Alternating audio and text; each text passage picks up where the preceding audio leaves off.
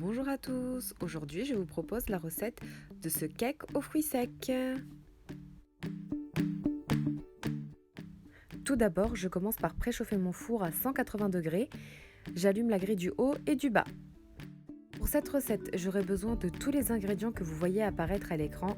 Ne vous inquiétez pas, je vous ai mis les quantités juste après. Vous pourrez mettre pause et noter.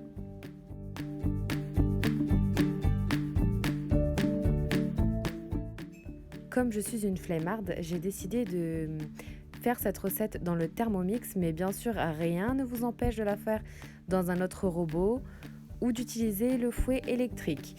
Alors, comme vous avez pu le constater, j'ai commencé par mettre mes 5 œufs à l'intérieur du bol, puis j'ai rajouté les 200 g de sucre. J'attends que tout soit bien mélangé. Si vous le faites dans un autre robot ou robot électrique, le mieux c'est d'attendre que le mélange blanchisse et double bien de volume. Là, pour cette recette, comme j'ai souvent l'habitude de la faire, voilà, j'ai pas forcément attendu que ça blanchisse bien. Une fois que le sucre et les œufs sont mélangés, je vais commencer à incorporer ma farine petit à petit à l'intérieur du robot. C'est très important, il faut vraiment aller doucement pour ne pas que votre pâte fasse de grumeaux. Donc voilà, comme vous pouvez le constater, j'incorpore par le haut, pendant que le robot continue de tourner, la farine petit à petit.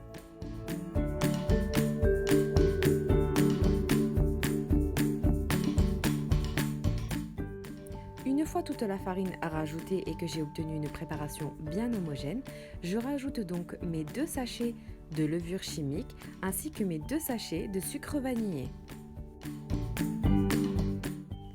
Une fois que mes sachets de sucre vanille et de levure se sont incorporés à la préparation, je rajoute également petit à petit mes 200 g de beurre mou.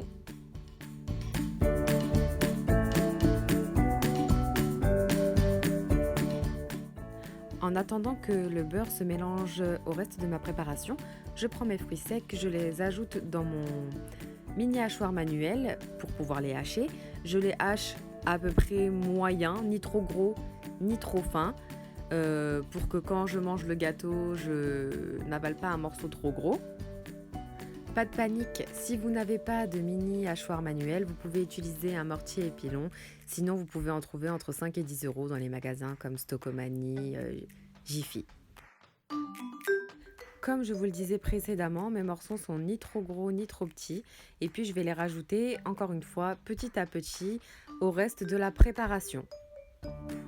Attention, si vous utilisez comme moi le Thermomix ou un autre robot qui lui ressemble, sélectionnez le mode sens inversé, car si vous le laissez en sens normal, il va continuer de vous hacher vos fruits secs. Et voilà à quoi la préparation ressemble. J'aime trop utiliser ma maryse et faire ça, c'est trop satisfaisant. Pour cette recette, j'ai décidé de choisir un moule à kouglof qu'il faudra donc beurrer, puis mettre de la farine. Ensuite, comme vous pouvez le constater, j'ai rajouté ma préparation. Mon four étant chaud, j'ai enfourné mon gâteau à l'intérieur pour une durée de 45 minutes. Au bout de 45 minutes, je le sors du four et je lui fais le test ultime, celui du couteau.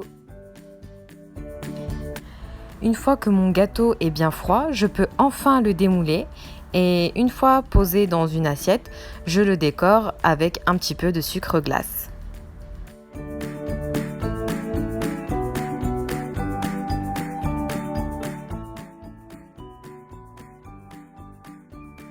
Et voilà à quoi ressemble le gâteau. N'hésitez pas à me dire ce que vous en avez pensé dans les commentaires. Également, si vous avez essayé cette recette, n'hésitez pas à me le dire. Et surtout, si cette recette t'a plu, n'hésite pas à t'abonner.